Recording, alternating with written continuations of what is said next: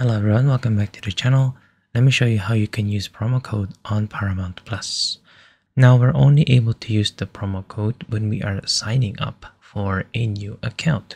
So if you already have a new account, then unfortunately you won't be able to use the promo code.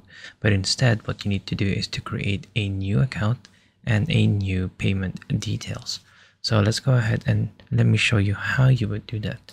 So let's go into any browser right here and then click on a sign up right here.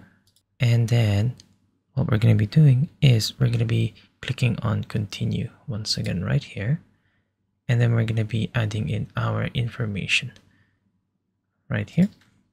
And then let's go ahead and click agree and continue right here after reading the terms of use.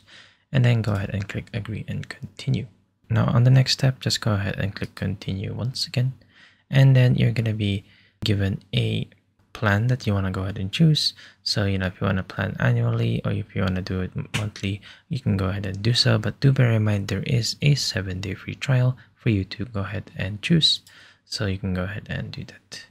Now, for us to add in the promotional code, this is where it's usually at, which is in the payment method itself.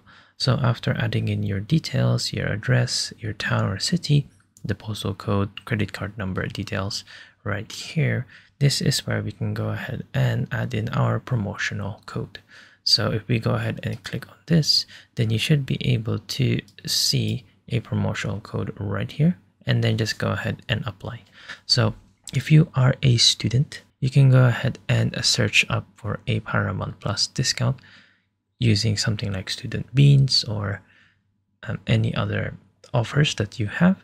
And then what will happen is you can go ahead and get a longer trial period. But once again, I iterate, this is the only time that you can go ahead and add in the promotional code. But once that you have already a Paramount Plus account, then you won't be able to do that unless you create another one and supply your promotional code right here. And there you go. I hope that you have found this tutorial useful. See you guys next time.